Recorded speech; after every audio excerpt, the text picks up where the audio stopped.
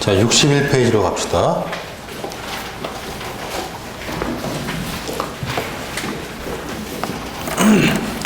임원권자 A행정청은 갑에 대해서 징계면직에 해당하는 해임 처분했다. 불복에서 소송심사위원회에 소청을 했으나 기각 결정한 거죠. 소송을 준비하고 있다.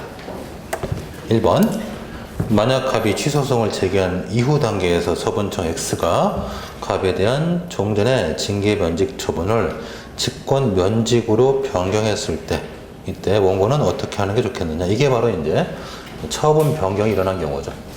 그러면 소송 계속 중에 처분 변경이 일어났을 때는 행정소송법 22조가 바로 적용돼서 22조에 따라 가지고 원고가 소변경 신청할 수 있어요. 그때 22조 3항을 봐야죠. 22조 3항. 그러면 지금 우리가 해임 처분을 다투는 경우에 있어서 당연히 전심 절차로서 소송 심사를 갔다 왔는데 직권면직도 원래 갔다 와야 되는 거죠. 갔다 와야 하나 우리 22조 3항에 따라서 소송 심사를 갔다 오는 것을 면제받는 거죠. 안 갔다 와도 되는 거죠. 그렇죠. 갔다 온 걸로 봐주니까. 그래서 일단 요 얘기를 봐두시고, 그리고 요것과 관련해서 비교 개념으로 꼭 같이 볼 얘기가 행정소송법 18조 3항 3호 사실심 변론 종결 이후에 피고 행정청이 처분을 바꿔버리면 저는 어쩔 수 없이 별소를 제기할 수밖에 없어요. 별대소를 다시 제기할 수밖에 없는데 이 별소를 제기할 때 역시 전심 절차를 갔다 오지 않아도 된다. 즉 전심 절차가 면제가 또 되는 거죠. 그래서 같은 맥락에서 봐두시면 좋겠습니다. 같은 취지 조문이에요. 네. 자, 무슨 말씀인지 아시겠죠? 예, 우리가 이렇게 소송 계속 중에 처분이 변경됐을 때는 22조 3항을 통해서 전심 절차를 구비한 것으로 봐주겠다.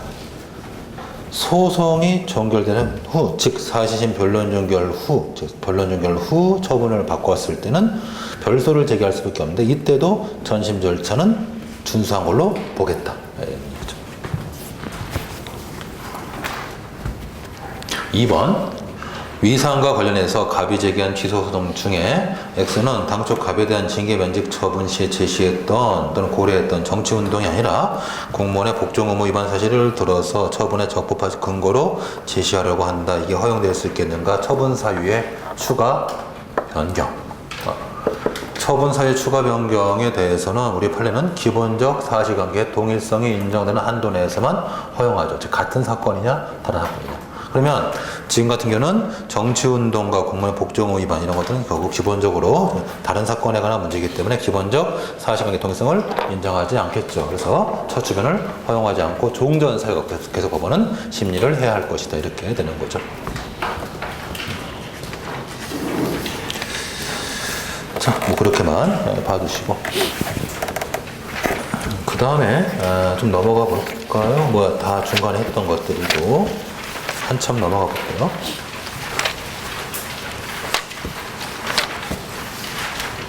(77페이지는) 뒤에 또 있거든요. 놔두세요. 그럼 넘어갈게요. 그럼 뒤에 똑같은 문제 또 있어요. 그럼 이제 한참 넘어갔죠. 어디까지 갔어요? 네. 84페이지.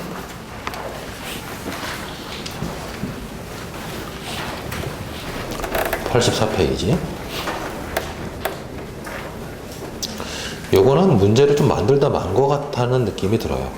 저라면 좀 더 덧붙였을 텐데. 자, 조문 좀 더 소개하고. 자, 한번 보십시다. A도의 B구는 군 전체가 개발제한구역으로 묶여 있다. 개발제한구역의 법적 성격을 물어볼 수도 있죠. 개발제한구역 지정의 법적 성격. 네. 그래서 개발제한구역 지정. 이 구역 지정행위도 우리 판례가 처분으로 봐요. 자, 농지의 창고를 건축하기 위해서는 군수의 허가가 필요하다. 그래서 이 개발 제한 구역 내에서의 허가, 예외적 허가죠. 이걸 물어볼 수도 있죠. 그죠? 자, 자, 어쨌든 그러니까 문제를 묻다 말았어요. 좀 계속 가봅시다. 군사 허가가 필요하다. 그럼에도 불구하고 비군에서 거주하며 농업에 종사하는 갑은 비군수의 허가 없이 무단으로 창고를 짓고 있다가 단속 요원으로 근무하고 있는 청원경찰 X와 Y에게 발견되어 단속당하자 지금 단속 행위를 저지했다. 이때 이 X와 Y의 단속 행위를 평가하라. 즉 단속을 할 수 있는가에 관한 얘기로 생각해 보라는 얘기죠. 자, 그러면 이 단속 행위. 자, 그러면 이 단속 행위를 평가하라. 한번 평가해 봅시다. 자, 밑에 청원경찰법을 보면은 밑에 이제 3조에 가서 청원경찰과 관련해가지고 청원경찰의 직무에 보면은 3조 경찰관 직무집행법상의 직무를 행한다. 그래서 경찰관 직무집행법에 따라가지고 이제 청원경찰의 직무 범위도 정해지는데 일단 이렇게 지금 이런 건물을 뭐 짓다, 창고를 짓고 있을 때 단속을 직접 할 수 있는 근거가 경찰관 직무집행법에는 없죠. 일단 3조부터 10조까지의 표준 조치를 뒤집어보면 없어요. 그래서 이때 우리가 이제 활용할 수 있는 게 경찰관 직무집행법 제2조 6호. 경찰관 직무집행법 2조 6호에 가면은 경찰관의 직무는 다음과 같다 해가지고 공공의 안정, 공공의 안녕과 질서 유지 있단 말이죠. 그래서 경찰관 직무집행법 2조 6호에 근거해서 이럴 때 경찰권 발동을 할 수 있는가 이게 그 유명한 일반법에 의한 경찰권 발동의 허용 여부죠. 그래서 일반적 수권조항의 인정 여부에 관한 얘기고, 자, 이 부분에 대해서 우리 판례는 경찰관 직무집행법을 경찰관 직무집행법 2조 6호가 수권조항이다 라는 취지로서 일단 직무집행이 가능하다라고 해석하는 견해가 일반적인 다수의 견해예요. 자, 한번 보십시다. 지금 경찰관 직무집행법 2조 6호가 있는데 이에 대해서 이 경직법 2조 6호는 단순한 직무조항일 뿐이고, 그리고 경찰같이 치명적 작용에는 이런 일반적인 수권 조항이 있어서는 안 된다, 필요 없다, 이런 견해가 있죠. 이게 소위 불효설, 부정설. 그 다음에 두 번째, 경찰관 직무집행법 2조 6호가 이것이 단순한 경찰의 직무에 관한 조항이 아니라 수권조항이다. 권한을 부여하는 수권조항으로서 당연히 일반적 수권조항이 필요하다라고 보는 견해가 하나 있죠. 그 다음에 경찰관 직무집행법 2조 6호는 직무조항일 뿐이나 다만 수권조항은 필요하다. 이게 이제 입법 필요설. 그래서 이게 보통 부정설, 이게 긍정설, 보통 입법 필요설 이렇게 이제 보통 설명한단 말이죠. 그래서 이렇게 언급이 되고, 우리 판례는 딱 요 사건이죠. 요 사건에서 청원경찰이 경찰관 직무집행법 2조에 근거해서 단속할 수 있기 때문에 단속을 저지한 행위에 대해서 공무집행 방해죄로 처벌했던 것이다 말이죠. 그러면은 일단 우리 판례는 기본적으로 경찰관 직무집행법 2조 6호가 수권조항이다라는 것을 긍정하는 취지에서 판시한 것으로 보여져요. 그래서 이견이 없지 않아 있긴 하지만 판례가 일단 긍정설 입장에서 지금 판시하고 있다고 보여지고, 이 부분은 좀 잘 볼 필요가 있는 게 경찰관 직무집행법이 혹시 개정되면 요게 개정될 거예요. 이거 지금 준비하고 있더라고요. 제가 듣기로는 요거 개정하려고 준비하고 있어요. 그래서 해석상 분분하니까 아예 그냥 일반적 수권조항을 두려고 지금 준비하고 있어요. 그래서 이 부분에 관한 얘기는 뭐 그 정도가 일단 핵심적인 얘기가 되겠고, 뭐 그 나머지 부분은 일단 읽어보시면 뭐 좋게 되겠네요.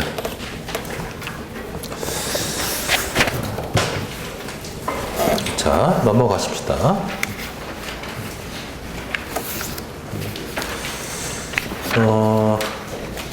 자, 쭉 넘어가서 유닛 17번의 1문은 그거 보지 마세요. 그건.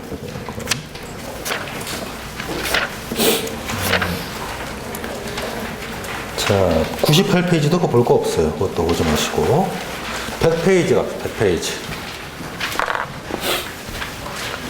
이게 앞부분에는 힘이 있다가 뒷부분 가면 조금 그 재미없는, 그러니까 볼 필요가 없는 문제가 몇 개 있어요. 자, 100페이지 보십시다. 100페이지. 유닛 19의 제1문. 자, 요거는 제가 문제를 좀 손을 봐서 아마 좋은 문제가 됐을 거예요. 자, 지금 문제를 일단 읽기 전에 어떤 게 있나 보십시다. 지금 Y구청장은 갑을 어느 쪽에다가 일반 담배 소매인 지정처분을 할 것이냐. 소매인 지정처분의 성격 바탕으로 논해봐라. 조금 머릿속에 갸우뚱하죠. 예, 갸우뚱해 정상이고. 자, 2번 Y구청장이 갑에 대해서 담배 소매인 지정처분을 해주고 을에게 하지 않았을 때 을은 다툴 이익이 있겠나, 법률상 이익이 있나, 원고적 기여, 그리고 자, 혹시 경원자라면 소해이. 그죠? 예. 아직 경원자인지 아닌지 아직 판단은 우리가 안 읽어봐서 본문 안 봤으니까. 자, 그 다음에 3번. 강남구가 거리제한과 관련해서 담배사업법 시행규칙과 별도로 영업소 간의 거리를 300m로 하는 별도의 조례를 두었으면 이 조례가 허용될까?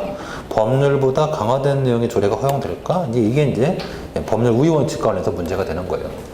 좀 이따가 설명해 드릴 거고. 4번에 이 조례가 처분인가?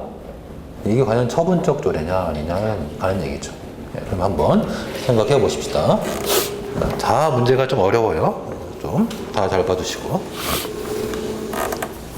사실 이거는 제가 그 실제 그냥 사실관계 놔두고 제가 문제를 좀 다 손을 봤어요. 그래서 좀 어렵게 만들어 놨어요, 일부러. 자, 먼저 본문을 먼저 보십시다. 담배사업법 시행규칙에는 뭐가 있나요? 두 번째 줄, 거리 제한 규정이 있죠. 100m. 그죠? 100m의 거리 제한 규정을 두고 있어요. 자, 거리 제한 규정이 있으면은, 또는 영업소 제한 규정이 있으면 두 가지가 다 가능해요. 경업자 문제도 되고 경원자 문제도 돼요. 자, 거리 제한 규정을 갖고 있을 때 기존의 영업허가를 받은 자가 영업을 하다가 그 거리 제한 규정을 위반한 신규 영업허가를 다투면 경업자 소송.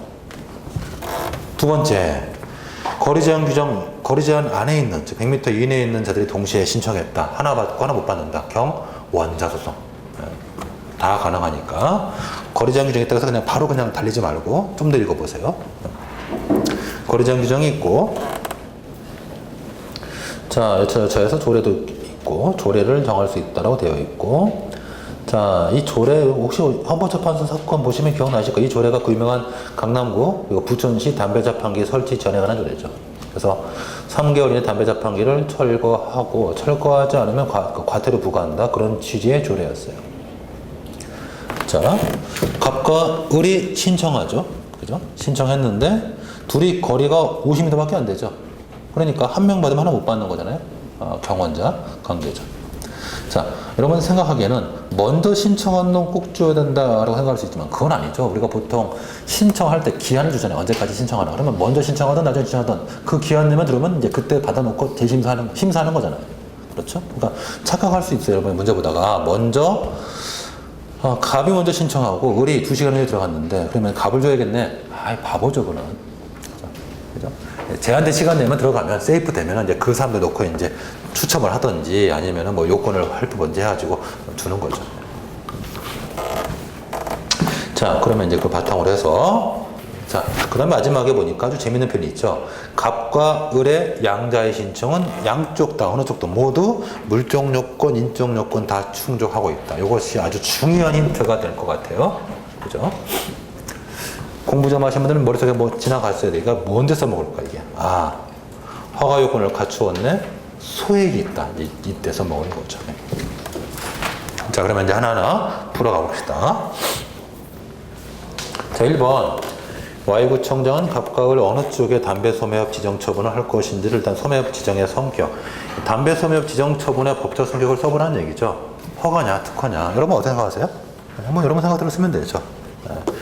특허라고 보실 분도 있죠. 근데 개인적으로는 특허라고 보는 것은 굉장히 논리 좀 비약이 있다고 봐요. 이게 담배 파는 것 자체가 공익적 사업은 아니니까. 그래서 특허라고 보기는 좀 어렵죠. 물론 어떤 분들은 담배를 팔아서 국가 재정에 충당하니까 뭐 특허적 공익적 성격이 있지 않느냐 뭐 이렇게 말하신다면 제가 할 말이 없는데 그건 여러분 생각이 자유인데 뭐 저는 개인적으로 뭐 그렇게 생각하지는 않고 담배를 파는 것 자체는 영업의 문제니까 일단 영업의 자유 문제로서 일단 허가 성질을 갖고 있다고 봐요. 허가. 또 어떤 분들은 예외적 허가로 보시는 분도 있어요. 담배는 원칙적으로 금지가 되는 건데 1번 예외적으로 요건 갖추면 푼다. 근데 뭐 그렇게 보셔도 상관없는데 저는 개인적으로 제일 합리적인 견해가 그냥 허가 아니긴 허가.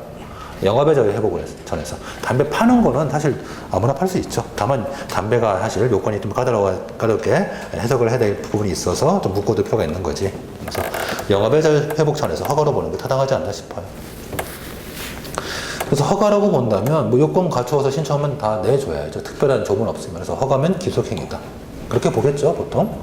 그래서 허가로서 기속행위로 본다면 상대방의 신청들이 있으면 뭐 특별한 경우는 내줘야 되겠죠. 그러므로 요건을 구별 이상 뭐 갑이든 을이든 다 내줘야 되는데 문제는 하나밖에 못 준다. 이게 문제인 거예요. 자, 그래서 2번 문제.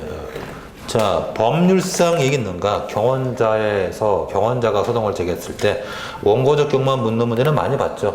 이런 문제는 아주 쉬운 문제고, 이렇게 법률상 이익이 있는가 이렇게 내버리면 12조 전반적으로 답을 한 얘기예요. 12조 1문에 따라서 원고적 이익이 있는가, 2문에 따라서 소액이 있는가, 여기까지 다 쓰라는 얘기죠. 자, 그러면 원고적 격은 쓰기 쉽죠. 무슨 관계 딱 보니까 거리제한 규정이 있네. 그러면 갑과 을이 동시에 이시에 신청했다. 그러면 하나 받으면 하나 못 받는 관계네. 배타적 관계다. 원고적 격이 있다. 여기까지는 뭐 다 써요. 다 써요. 그 다음에 이제 똘똘한 분들은 이제 뭐까지 써요? 소액을 써요.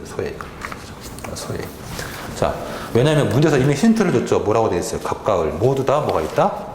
요건을 갖추고 있다는 얘기는 결국 한 명이 취소가 되면 한 명은 받는다는 얘기죠. 즉, 못 받은 내가 소송을 제기했는데 저 상대방의 허가를 취소하면 내가 받는다는 얘기죠. 소액이 있다는 얘기죠. 만약에 문제에서 뭐 원고 측 쪽에 뭐 허가 요건을 갖추지 못했다 그런 편이 있으면 소액이 없는 거란 말이죠. 그래서 그런 관점이 답안에 나와야 돼요. 네. 그래서 우리 102페이지 목차를 잠깐 훑어보면 원고적 격에서 일단 우리가 쓰던 말대로 쓰면 되고 원고적이 있는데 이제 오른쪽 소액이 문제가 돼서 자 설문에 딱 보니까 인적 요건을 갖추고 있네, 문적 요건을 갖추고 있네. 그래서 허가를 취소를 구할 정당한 이익이 있다. 그렇잖아요. 상대방 허가만 취소되면 내가 받을 수도 있는 거죠. 우리 판례가 쓰는 표는 이런 표현 많이 쓰죠. 예. 원고 자신의 신청이 명백한 법적 장애로 인해서 인용될 가능성이 없을 때는 정당한 이익이 없다. 이런 표현을 쓴단 말이죠. 결국 원고가 소송을 제기하는 원고가 허가 요건을 최소 요건을 구비했느냐 안 했느냐 갖고 판단하는 거죠. 이런 것들을 좀 눈여겨서 어떻게 강조를 해도 뭐 실제 막상 시험장 가면은 잘 안 떠오르나 봐요. 많이들 빼먹어요.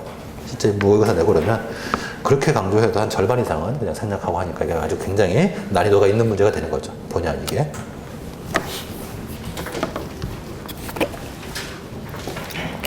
가정해 봅시다. 가정. 만약 이게 경원자 문제가 아니고 경업자 문제예요. 그래서 경업자로 바꿔놓고, 그러니까 기존에 영업허가를 받은 자가 있었고, 이 거리제한 규정을 위반해서 신규 영업허가 또 나갔어요. 그래서 그런 소송으로 이제 소송을 제기했다. 이때 원고 소송을 제기했는데 법률상 이익이 있겠는가 이렇게 물어보면 어디까지 쓸까요? 자, 다시 한번. 자, 지금 요거는 경원자 소송인데 문제를 살짝 틀어서 기존에 영업허가를 받은 자가 있었고 이 거래제한 규정을 위반한 신규 영업허가가 있어가지고 이걸 다투는 소송, 소위 경업자 소송으로 문제를 살짝 바꿔서 낸 다음에 이때 소송을 제기하는 자에게 법률상 이익이 있는가 이렇게 물어봤으면 이거 어떻게 써야 될까요? 이때는 원고적 경우만 쓰는 거죠. 왜? 자, 경원자 소송은 당연히 소액이 문제가 돼요. 그러나 경업자 같은 경우는 자, 내가 이익을 100을 먹고 있다가 전업이 나타나가지고 이익이 50으로 감소됐잖아요. 그러면 전업만 죽으면 나는 100이 다 자동으로 되는 거예요. 자동으로.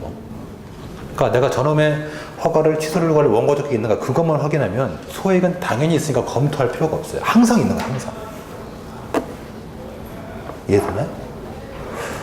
이런 게 되게 중요한 거죠. 자, 지금 경업자 보세요. 이게 지금 굉장히 중요해. 경업자 할 때는 이렇단 말이에요. 경업자 할 때는 내가 혼자 먹고 있다가 감소하죠? 반드시 감소하죠? 없어지면 반드시 다시 증가하잖아요? 당연히 소액이 있는 거죠. 당연히. 그러나 지금 우리 경원자 소송 같은 경우는 빵이냐 아니면 100이냐의 문제잖아요. 처음부터. 그러면 나는 아무것도 못 받았죠. 일단 못 받은 자야. 못 받았는데 지금 전업의 허가가 취소가 된다고 해서 내가 무조건 100이 된다는 보장이 있어요? 없잖아요. 그죠? 내가 받는다는 보장이 있어요? 없잖아요. 그러니까 이때는 소액이 논의가 필요하단 말이죠. 그죠? 그래서 그런 관점에서 우리 판례가 경원자 소송에서 유독 소액에 관한 쟁점을 찾는 것은 바로 그것 때문이에요.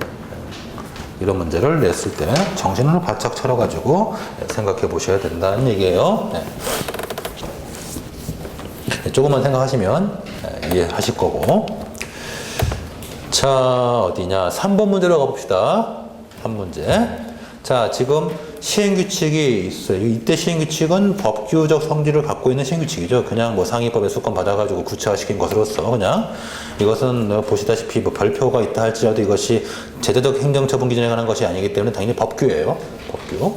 법규적 성격 갖고 있는 시행규칙인데, 법규명령인데, 자, 이런 법규명령과 달리 또 뭐가 있어요? 지금 조례가 또 있는데, 조례는 지금 300m로 거리를 넓혀버리니까 이 안에 있는 사람들이 좀 다 제한을 받죠.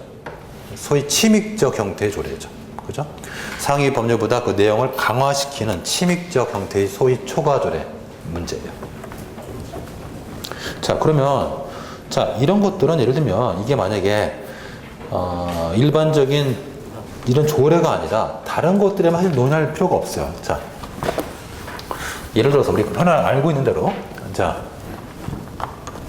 법률이 있을 때 시행령이 법률에 반할 수 있나요? 없죠. 그죠? 자, 법률에 시행령이 있으면 시행령은 법률의 내용에 반할 수 없어요. 자, 시행령과 시행규칙을 봤을 때 시행규칙은 시행령의 내용에 반할 수 있나요? 반하면 안 되죠.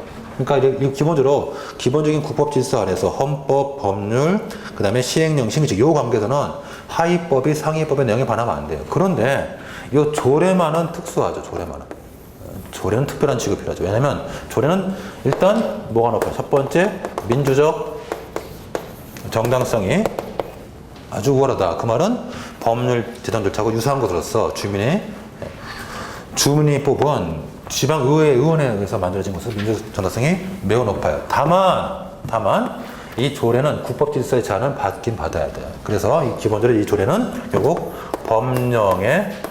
법령보다는 하위에 속한 거죠.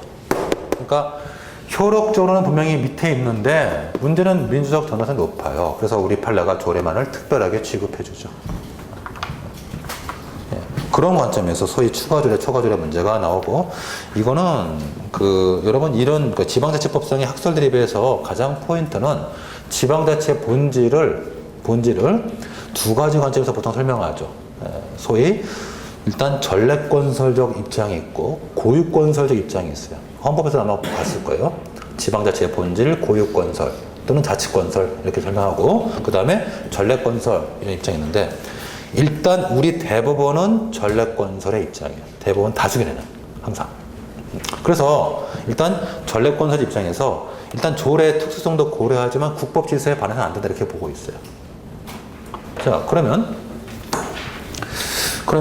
이런 조례 같은 경우는 자 보십시다. 지금 우리가 조례의 특수성, 예를 들면 조례가 민주적 정당성이 높다는 점을 고려하면은 경우에 따라서는 그 지방자치단체에서 더 가중된 사항을 정할 수 있는 것처럼 생각할 수도 있는데, 또 달리 본다면 조례가 법령보다 효과적으로 하위에 있다는 걸 봤을 때 상위법의 내용에 반하니까 문제가 있는 것 같죠. 그래서 이 두 가지 문제가 이제 충돌된단 말이죠. 어떻게 볼 거냐.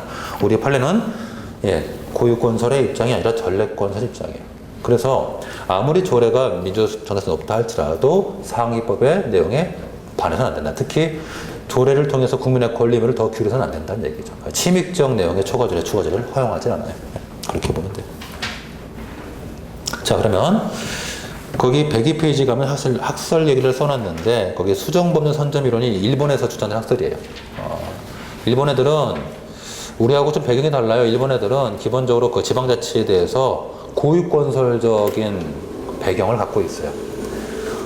그도 그럴 것이, 일본은 원래 소위 무사를 기본을 해가지고 봉건 시스템, 그런 말이 맞나? 하여튼 각 성마다 이렇게 독자적으로 영역이 있었고 그걸 이제 통합해 왔잖아요. 그렇다 보니까 일본은 지방자치의 본질에 대해서 고유건설, 각 지방에 대해서 특색을 강조하는. 그러나 우리는 한 번도 그런 적이 없었죠. 우리는 그냥 전체가 한 나라였죠.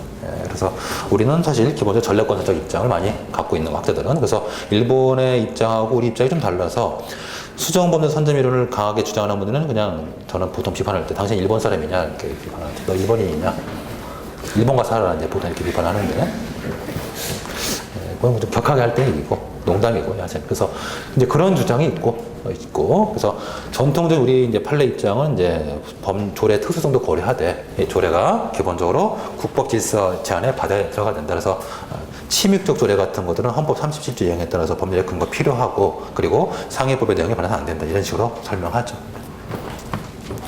그래서 판례가 다행히도 개별적인 검토, 그래서 조례 규율 대상 따라가지고 개별적으로 판단하는 그런 입장이고, 소위 수익적 조례는 수정보는 선점 이런 입장을 받아들였지만, 침입적 초과 조례, 추가 조례는 허용하지 않는, 개별적으로 그때그때 반리 평가하는 문제 입장이죠. 자, 그 다음에 4번에 가서 이제 조례가 처분이냐, 이거 아주 중요한 얘기네요. 조례가 처분이냐.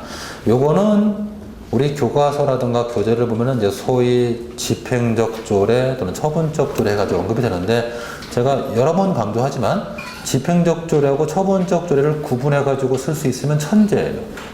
사실 구분이 안 돼요. 안 돼요. 그럼 이건 어떻게 이해하면 좋겠냐? 이건 두 가지를 구분하려고 노력하지 말고, 일단 시간적 관점에서, 연역적 관점에서 풀어보라는 얘기예요. 일단 조례에 대해서 우리 법원이 기본적으로 조례라든가 행정기법에 대해서 처분성을 인정한 적이 없었어요. 그렇다 보니까 일단 처분성을 부정하는 쪽으로 계속 흘러갔었고, 그러다가 헌법재판소가 생기면서 이런 조례라든가 행정기법이 집행행위 매개하지 않고 직접 국민의 기본권을 제한하면 헌법소원의 대상이다라고 말했죠. 예, 학자들이 그런 현상을 소위 자기집행적 조례 이렇게 설명했던 거예요. 자기집행적 조례. 그래서 집행적 조례 또는 자기집행적 조례 이렇게 설명했던 거죠. 그런데 최근 들어서 법원이 이제 헌법재판소 위상이 올라가는 것을 시기를 해서 법원의 위상을 강화하려고 이런 조례가 또는 고시가 집행이 매개 없이 직접 국민의 권리를 그러면 처분이다라고 말하죠. 우리가 이런 현상을 보통 처분적 조례라고 이름을 붙여놓는 거죠. 그러니까 이거는 연역적인 흐름일 뿐이지 우리가 동일선상 평면적으로 처분적 조례하고 집행적 조례를 구분은 할 수 없어요. 이거 하면 천재. 저는 못해요. 일단 저는 못해요. 솔직히 말하면 저는 못해요. 제 수준에서는 할 수 없어요. 여러분이 저보다 공부를 오래 하진 않으실 테니까 제가 못하면 여러분도 못할 거라고 생각해요. 물론 저보다 많이 하신 분 중에 하는 사람도 있는 것 같은데 하는 건지 모르겠어요. 말하는 거 보면 전혀 못하고 있는데 그냥 막 말하고 나갔고, 모르죠. 어떤 천재들이 있으니까. 그런데 저 같은 우리 같은 일반인들은 구분이 안 돼. 이것은 시간적 흐름이지 동일선상에서 한꺼번에 풀 수 있는 문제가 아니에요. 그래서 그런 관점에서 생각해보세요. 결국 이 얘기는 다시 돌려 말하면 처분의 개념에 대해서 좁게 좁게 보다가 넓게 보고 있는, 즉 처분의 개념에 관한 얘기죠. 그래서 종래처럼 처분의 개념을 좁게 봤을 때 이건 처분이 안 될 테니까 취소소송 대상이 안 되겠지만, 지금처럼 처분의 개념을 넓게 봐서 우리 판례가 하는 것처럼 어떤 조례라든가 고시가 집행행위 매개 없이 직접 국민의 기본권 또는 권리물을 제한하면 처분이 되는 거죠. 그래서 처분이 되는 쪽으로 해가지고 풀어나가면 되는 거죠. 예. 만약에 처분이 되면 항고소송 제기할 수 있고 헌법소는 제기할 필요가 없죠. 보충성 때문에. 이 정도 해서 넘어가십시다. 자, 103페이지 문제를 좀 풀어볼게요. 1번은 이건 관계가 없고 1번은 왜 냈는지 모르겠다. 자, 2번을 보십시다. 2번은 냈고 2번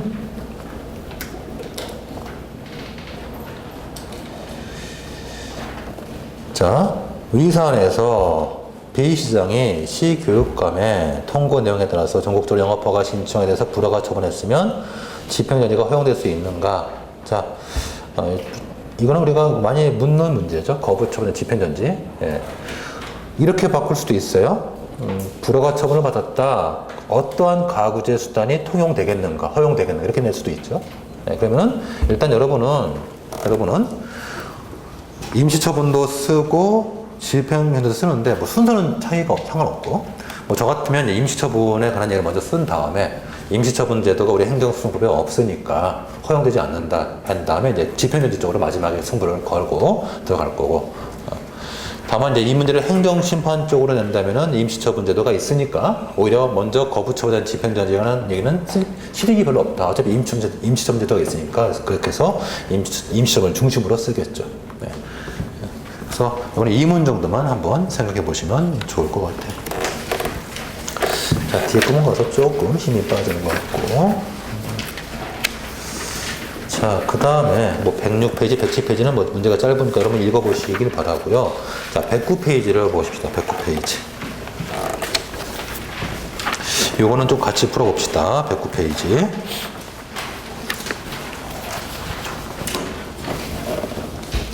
자, TV 수신료 사건인데 헌법을 공부하셨으니까 1차 사건이 그 2차 사건이 있죠.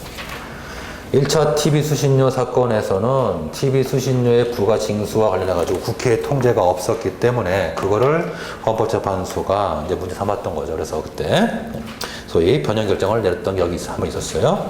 자, 근데 그 다음에 이제 법이 바뀌었죠. 바뀌어가지고 이제 2차 수신료 사건 같은 경우는 어떤 게 문제가 되냐면은 수신료의 부과 징수를 KBS가 직접 부과 징수하지 않고 이것을 지금 한국전력공사에 위탁시켜줘. 그래서 이 나쁜 놈들이 한국전력공사가 전기료 부과 처분을 하면서 그 항목에 살짝 껴놔가지고 우리가 내가 내고 있는지 뭐 안 내는지 인식 못하게 놨단 말이죠.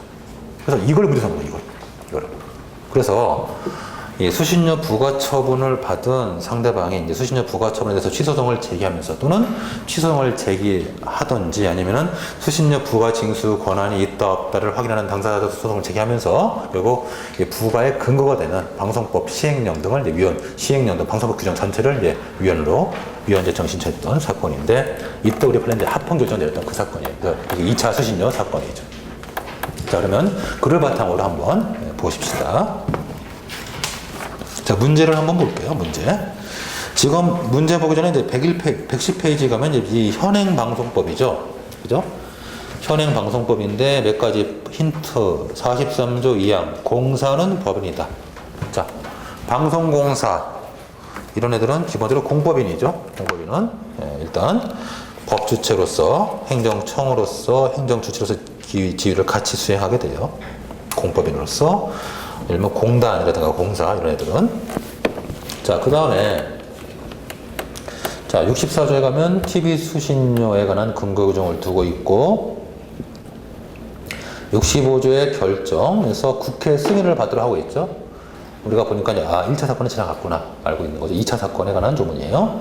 자, 수신료 징수에 관해서 있고 67조에 가면 수상계 등록 징수 위탁 되어 있고, 자, 방송법 시행령,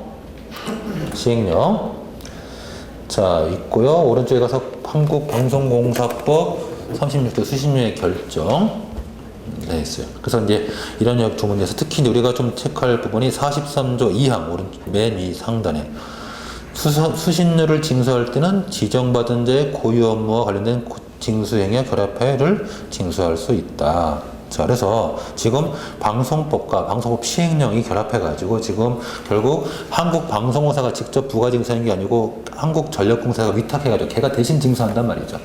이제 요것에 대해서 문제를 삼고 싶었던 거예요. 자, 그러면 왼쪽에 가서 1번 수신료의 법적 성질이 무엇인가? 자, 이건 왜 물어봤을까요? 수신료가 조세냐 특별 부담금냐 물었던 거예요.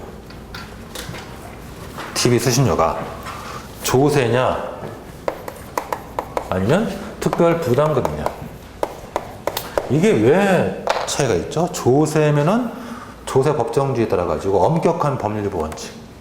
그래서 기본적으로 위임이 허용되지 않는 소위 의회 입법 원칙, 의회주의. 자, 그러나 부담금일 때는 완화된 법률일부 원칙이 적용돼서 기본적인 사항만 정했으면 세부 사항은 위임 위탁할 수가 있단 말이죠. 그래서 그리고 법률일부 원칙의 강도가 달라지기 때문에 일단 1번에서 이걸 물어본 거죠. 1번에서 수신료 부과 처분이 이것이 조세니 부담금이니 이걸 물어본 거죠. 자, 우리 법원의 판결에 따르면 수신료 부과 처분. 자, 어떤가요? TV를 봤을 때 사용료도 아니죠. 그리고 TV를 갖고 있는 자만 내는 거죠. 그러니까 전파 사용료 일단 아니고, 그 다음에 TV를 가지고 있는 사람만 내는 거죠. 그러니까 일단 그런 점에서 상대방이 특정이 되죠. 특정에 대한 것이고, 그 다음에 TV를 보든 안 보든 일단 무조건 내는 것이고, 그 다음에 이 TV 수신료 걷어가지고 결국 방송이라든가 통신에 관한 사업에 쓰는 거죠. 그래서 특정인에게 특별한 목적을 위해서 부과하는 금전 납부 의무이기 때문에 특별 부담금이죠. 부담금. 조세가 아니죠. 일단 그것을 한 얘기고, 그러면 그렇게 봤고 2번 문제에 가서 법률일부 관점에서 한번 생각해봐라. 방송법 36조를 바탕으로 해서 국법, 지금은 64조가 될 테고. 그래서 법률 위반 관점 설명한다면 일단 법률 위반에 대해서 우리가 강도, 정도를 따져봤을 때 만약에 수신료 부과 처분이 이것이 조세의 영역이라면 엄격한 법률 위반 원칙이 적용될 것이지만 이게 조세가 아닌 부담금이기 때문에 결국 완화된 법률 위반 원칙이 적용돼서 기본적인 사항에 대해서 국회의 통제를 받게 된다면 세부적인 사항은 위임이 가능하다는 얘기예요. 그래서 우리 헌법재판소가 방송법 시행령을 통해서 이렇게 세부적인 사항을 위임한 것을 합헌적인 판단을 한 거죠. 이게 시행령에 위임할 수 있다 이렇게 봤던 거죠. 그래서 1차 사건이 한 변형 결정, 2차 사건이 합헌이었던 거고. 자, 3번 문제를 좀 공부해 봅시다. 자, 이 친구가 만약에 수신료 부과처분 취소송을 제기하면 해결되는 거죠. 그런데 어찌 된지는 모르겠지만 아마도 제가 알기로는 제소 기간이 지났기 때문이에요. 그래서 취소송을 제기하지 못하게 됐으니까 그래서 어떤 소송을 제기했느냐. A공사는 전기요금 고지서에 수신료를 통합하여 고지 징수할 권한이 없음을 확인하는 소송을 제기했어요. 자, 그러면 수신료 부과 처분을 직접 다투면 항고 소송이겠지만 이 처분을 원인으로 해서 파생된 법률관계에 대한 확인을 구하는 것이기 때문에 당사자 소송이죠. 이거는. 그래서 당사자 소송이 되는 거예요. 자, 이때 피고는 누굴까요? 피고 누가 될까요? 공사. A공사. 왜냐하면 이렇게 공사는 공법인이란 말이에요. 공법인은 행정주체면서도 행정청이기 때문에 그 자체가 행정주체가 행정청이기 때문에 항고, 소송을 제기할 때도 공사가 피고고 공사 사장이 아니라 공사가 피고고 당사자 소송을 제기할 때도 민사 소송을 제기할 때도 이 공사가 피고가 되는 거예요. 됐죠? 자, 그 다음에 정말 중요한 거 그렇다면 이때 당사자 소송을 제기해야 된다면 만약에 서울중앙지방법원에다가 민사소송으로 이렇게 이런 수신료 부과징수 권한이 없음을 확인한 소송을 제기한다면 이때 법원은 행정법원에 이송해줘야죠. 이송해서 처리되겠죠. 그렇게 보시면 그래서 실제 판례가 바로 그거였어요. 자, 그래서 만약에 관할 부분을 위반해서 만약에 민사소송을 제기했다. 그러면 정당한 법원에 이송하라. 이게 실제 판례였어요. 자, 그런 문제들이 나왔던 것이고. 자, 그 다음에 조금만 더 봅시다. 112페이지 가보죠. 여기부터 이제 해설이 꼼꼼하게 있으니까 여러분이 뭐 참고로 쭉 보시면 되는 건데 제가 여러분 어려운 것들을 몇 가 이제 같이 풀어볼 테니까 좀 같이 봐요. 112페이지는 겁나게 어려운 문제죠. 어려운 문제. 자, 그래서 한번 같이 봐야 돼요. 자, 실제 판례였어요. 갑은 공유수면 매립면허를 받으러 지금 가는 거죠. 그래서 신청을 했어요. 세 번째 줄. 이에 행정청은 갑에게 공유수면 매립면허를 발급하면서 일단 발급은 해주죠. 발급은 해주는데 매립지 중 특정한 일부분을 택지로 사용할 때는 그 당해 부분을 준공인가시에 국가 소유로 귀속한다. 자, 국가에게 소유권을 이전하라가 아니죠. 만약에 국가에게 소유권을 이전하라라고 했으면 이것은 부담이에요. 기부 체납음으로써 부담이에요. 그런데 그냥 국가 소유가 되는 거죠. 이게 그 유명한 법률 효과 일부 배제인 거예요. 이거 시험 문제 나면 뭐 한 70% 틀리죠. 한 70% 정도가 부담으로 쓰죠. 근데 부담으로 가려면 소유권 이전, 자, 국가 소유로 이전할 것을 명했다. 이렇게 나올 거란 말이죠. 그렇게 나온 게 아니잖아요. 그냥 귀속된 거죠.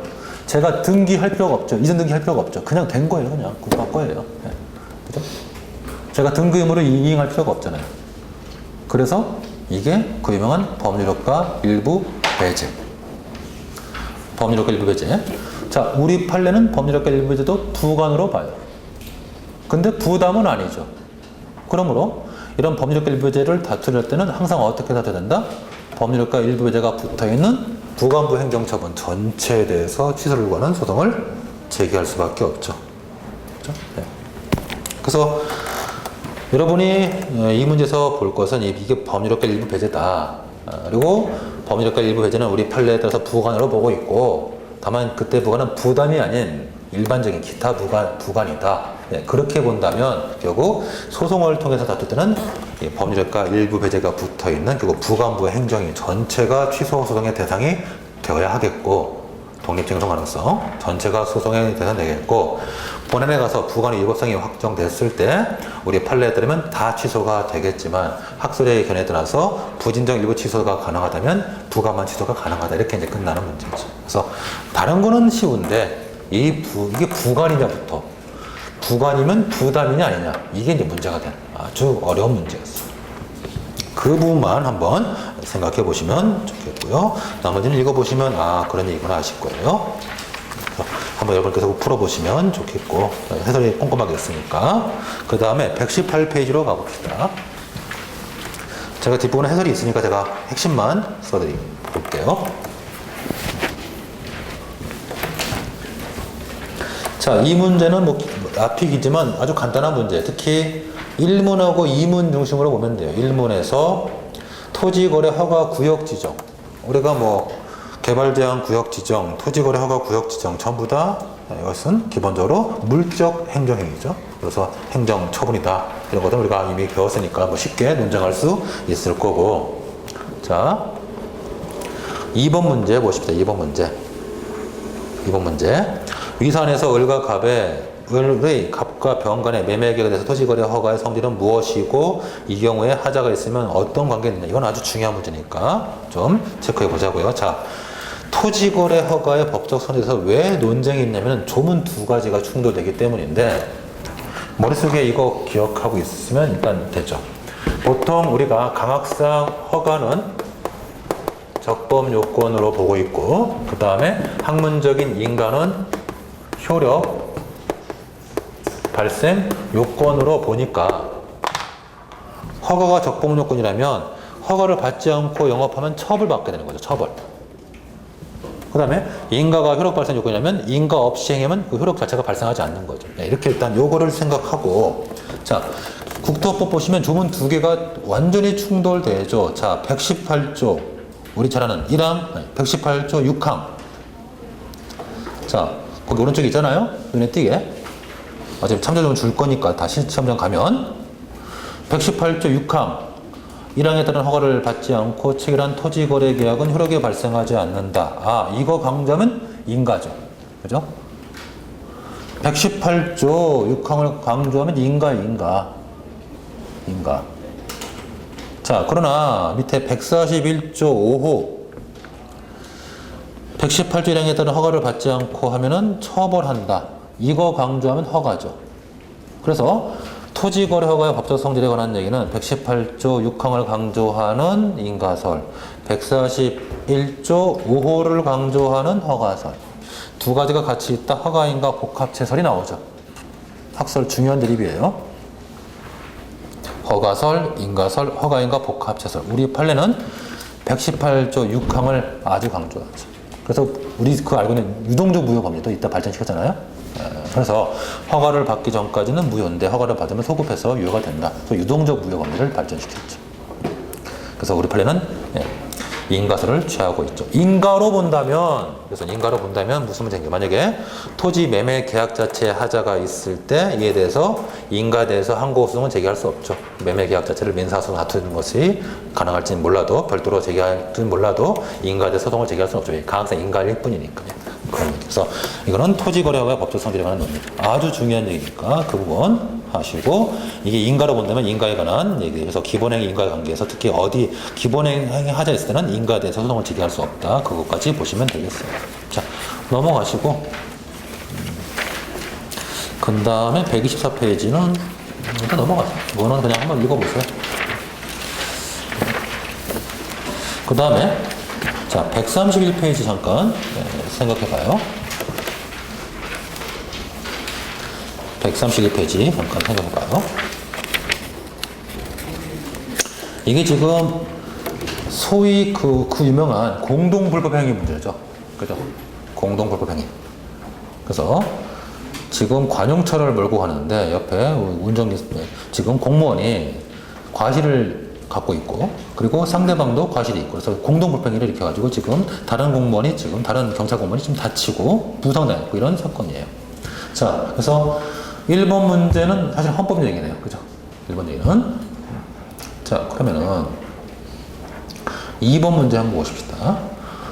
을의 과실이 중과실로 판명됐을 때 갑은 자신의 귀책 부분 이외의 책임 관련해서 을에게 민사상의 손해배상 책임을 청구할 수 있는가? 이게 이제 소위 국가배상법 책임이 발생했을 때 공무원의 대전 책임에 관한 얘기에서 소위 공무원의 대전 책임이 있느냐 없느냐. 그래서 우리 판례가 왔다 갔다 하다가 소위 이제 고의 중과실일 때는 기본적으로 국가가 공무원 책임을 지고 경과실은 책임이 없다 이런 얘기를 보통 우리 판례가 펼치고 있잖아요. 자, 그러면 그런 얘기를 할 때 일단 우리가 써야 될 얘기가 꼭 하나가 있어요. 제가 그거 하나 보고 싶어서 모자랐어요. 자, 133페이지 잠깐 봅시다. 판례 테두리를 쓸 때 그냥 절충설이다 이렇게 쓰고 나오면 상당히 좀 아쉬울 수도 있어요. 그래서 이 부분을 조금 항상 보완을 하신다면 판례편 그대로 언급을 하셔서 우리 판례 이렇게 말하죠. 공무원이 경과실일 때는 국가의 기관이다. 그래서 기관의 행위이기 때문에 이는 기관의 행위에 대해서는 결국 기관의 입장에서 국가의 기관이니까 그때는 결국 국가에게 책임을 귀속을 시키는 것이 타당하고 만약에 공무원이 고의중과실로 만약에 행위했을 때는 기관으로서의 품격을 상실했기 때문에 결국 공무원 네가 책임을 다 져야 하는 건데 다만 피해자를 보호하기 위해서 국가도 배상 책임을 져주겠다. 그래서 국가가 배상하면 공무원에게 구상할 수 있는 것이다. 이게 우리 판례 표현이죠. 그래서 이런 판례 표현들을 좀 봐두세요. 그래서 언급을 하시면 더 좋을 거예요. 그 부분만 좀 한번 같이 해보고 요거는 사실 우리 행시 쪽에 한번 나온 적이 있어가지고 한번 여러분께서 우리 더 따져볼 필요가 있는 것이죠. 자, 그 다음에 135페이지 한번 가볼까요? 135페이지는 그 행정심판과 관련해가지고 사실 문제들인데 우리가 이미 앞서 많은 문제 풀어봤어요. 특히 거부처분에 대해서 어떤 심판이 타당한가 이미 풀어봤기 때문에 쭉 다른 거는 문제가 안 되는데 자, 거기 뭐 1번, 2번 보자고. 2번. 다른 것들은 우리가 이제 배웠던 것들에서 큰 문제가 안 돼요. 2번. 자, 지금 강제 퇴거를 당하지 않고 남아 있으면서 행정심판을 수행하면서 남아할 수 있는 수단. 자, 거부 처분을 지금 받은 상태에서 퇴거당하지 않고 지금 다툴 수 있는 수단. 자, 우리 머릿속에 집행정지, 임시처분 두 가지가 있는데 행정심판법으로 문제자들은 임시처분을 위주로 하는 임시처분. 왜냐면 집행정지가 되긴 하죠. 그러나 집행정지는 기껏해야 뭐죠? 그냥 거부처분의 효력만 정지할 뿐이고 어떤 지위를 만들어주는 건 아니에요. 그래서 행정심판법상으로 이런 문제 나올 때는 임시처분에 포커스 맞춰가지고 쓰는 거죠. 그거 하나만 주의하시면 나머지는 뭐 어렵지 않게 우리가 했던 거니까 자, 봐두시고. 자, 마지막으로 142페이지는 넘어가시고 자 150페이지 하나 보십시다. 150페이지. 자, 1번, 2번, 그리고 3번. 자, 3번은 쉬워요. 우리 판례가 법인과 주주는 별개의 인격체를 보죠. 그래서 법인에 대한 처분에 대해서 주주가 원고적 이익을 기본적으로 갖고 있지 않다. 다만 법인의 존속, 법인이 흥망상사가 왔다 갔다 하는 처분에 대해서는 원고적이 인정할 수 있다. 이런 취지의 얘기니까 그렇게 생각하시고. 자, 1번과 2번.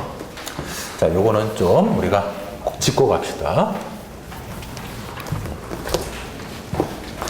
자, 1번이 그 소위 감액경정이에요. 감액경정.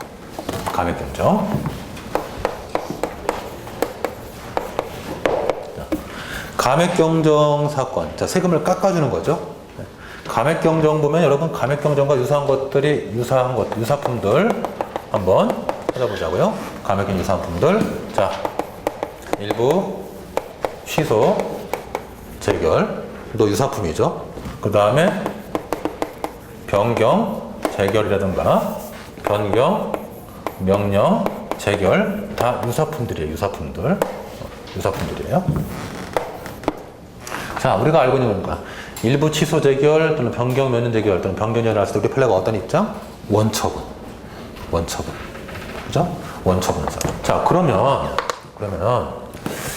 자, 한번 보자고요. 그래서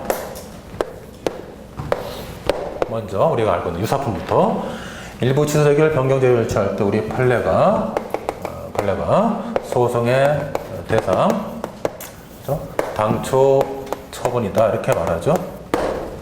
감액 경정도 우리 판례가 당초 처분이다 라고 말해요. 자, 일부 취소 재결, 변경 재결일 때 이때 제소 기간의 기산점은 당초 처분이 있음을 아는 날이 아니라 재결서 또는 결정서 정본을 송달 받은 날이겠죠. 그렇죠? 재결서 정본을 송달 받은 날. 자, 그 다음에 이제 여기가 어려울 거예요. 여기 자리가 없으니까 두 가지로 좀 보자. 자, 이때 제소 기간의 기산점.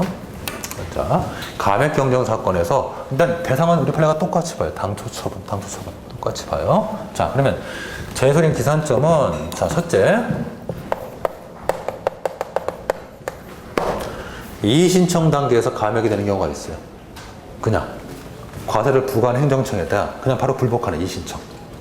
자, 이의신청 단계에서 불복을 할 때는 이때는 특별법상의 규정이 적용되지 않아가지고 이때는 당초 처분이 있음을 안 날이에요. 그러니까 굉장히 뭐야? 저라면 어떻게 하겠어요? 저라면 제가 조세부가 처음 봤죠? 이의신청을 하죠? 못 기다려요. 소청, 심사청구, 심판청구 가야죠. 왜냐면 이거 기다리고 있다가 자, 깎아주긴 했는데 날짜가 좀 지나가가지고 그러면 우리 판례에 따르면 당초 처분으로 가니까 그러면 제소기간이 한참 지나갈 수도 있단 말이죠. 그래서 일단 이렇게 보는 거고, 다만 이게 이제 소위 심사청구라든가 심판청구와 같은 이게 이런 행정심판류, 이 심사청구와 심판청구는 행정심판적 성격이 있거든요. 이런 것들을 거쳐왔을 때는 이런 결정서, 그러니까 이 기간 동안은 보장해 주니까 결정서 정본을 송달 받은 날 이렇게 조금 나눠가지고 보시는 게 좋겠어요. 나눠가지고. 그래서 사실 이 문제가 조금 어렵게 나오면 제소기간까지 묶어서 왔을 때 여러분이 어떻게 감액이 됐느냐, 언제 감액됐느냐, 이의신청당에서 깎였는지 아니면 지금 설문처럼 뭐 심사청구든 심사청구 또는 심판청구를 통해서 깎였는지를 따라가지고 약간 달라질 수가 있어요. 자, 그 다음에 오른쪽 2번에 가서 이게 증액경정이죠. 소위 올려버리는 증액경정. 자, 증액경정은 진짜 한번 우리 논증을 해봐야 돼요. 일단 여러분 쓰고 있으니까. 자, 증액경정은 국세기본법 22조 2가 다 보시면 22조 2. 자, 2항 뭐부터 볼게요. 세법에 따라 세액을 감소시키는 감액경정은 감소되는 세액 외에 세액에 관한 이 법 또는 이 법에서 규정하고는 권리부과에 영향을 주지 않는다. 그래서 이제 보통 우리 판례가 당초 처분사를 취하거든요. 이건 문제가 없어요. 자, 문제는 22조의 1항이죠. 1항. 세법에 따라 당초 확정된 세액을 증가시키는 경정을 할 때, 올려버렸을 때는 당초 확정된 세액에 관한 이 법 또는 세법에 규정된 권리관계에 영향을 주지 않는다. 그러니까 당초 처분 따로 있고 증액 처분 따로 있다 이 얘기죠. 일단 조문만 충실하게 해석하면 이게 소위 병존설. 당초 처분 따로 있고 증액된 거 따로 있다. 1억 원 부과 처분 따로 있고 5천만 원 증액된 거 따로 있다 이 얘기예요. 그러면 1억 원 부과 처분 다투려면 원처분 다투고 증액된 거 다투면 이거 다투라 이런 얘기거든요. 이 조문상으로는. 그런데 우리 판례가 이렇게 해석하지 않고 흡수설을 취해요. 자, 그러면 요거 한번 해봅시다. 여러분 이 실익을 꼭 들어봐야 돼요. 자, 왜 그런지. 자, 지금 증액경정 사건에서 지금 자, 병존설처럼 지금 조문이 만들어졌어요. 그 말은 원래 1억 원 부과 처분이 있고 5천 부분이 추가된 게 있으면은 각각 따로따로 병존한다. 그러면은 그게 무슨 말인가요? 내가 원고가 요걸 이 하자를 주장하고 싶으면 요걸 대상 삼고 이거 주장하고 싶으면 요걸 대상 삼으라는 얘기죠. 그러면 만약에 원초분의 하자를 주장할 때 뭐가 돼요? 제소기간이 앞으로 한참 끌려나가죠. 끌려가죠. 자, 판례가 흡수설을 취하는데, 우리 판례가 이 조문이 개정됐음에도 흡수설은 만약에 내가 1억 원, 이게 1억이라 합시다. 1억 5천 더 추가된 거고, 우리 판례는 1억 원 부가처분이 있다 할지라도 이것이 결국 5천이 추가됐을 때 이거를 1억 5천으로 봐요. 1억 5천으로 봐가지고 1억 원 부가처분이 여기 흡수가 되어서 소멸됐다. 즉 여기 들어왔다고 보는 거죠. 여기 들어왔다. 일로 들어왔다. 자, 그러면은 자, 우리 이런 일 생각해 봅시다. 만약에 원고라는 분이 지금 당초 처분의 위법성을 주장하고 있어요. 지금 나 1억 원 부가처분 이것도 지금 잘못된 거다. 그러면 병존소를 취하면은 예를 들면 날짜가 이게 1월 1일이고 여기에 3월 1일이다 했을 때 병존소를 취하면은 뭐가 돼요? 자, 소송의 대상이 당초 처분이 되겠고, 그 다음에 제소기간의 기산점이 며칠이 돼요? 1월 1일. 한참 앞으로 끌려간단 말이죠. 그러나 만약에 흡수를 취하면 이때 대상은 뭐가 돼요? 징역 경정. 올라가 버린 요거밖에 안 남았으니까. 징역 경정 처분, 그리고 제소기간의 기산점은 언제? 3월 1일. 어떤 게 유리해요? 흡수설이 유리하죠. 그래서 판례가 일로 가는 거로 해석이 돼요. 조문이 개정됐음에도 불구하고. 됐어요? 그래서 이런 취지가 있는 것이다. 자, 여기까지 하십시오. 그래서 수고하셨고, 오늘 했던 것들 좀 복습하시면서 공부하시면 앞으로 좋은 결과가 있을 거라 보입니다. 수고하셨습니다. 네.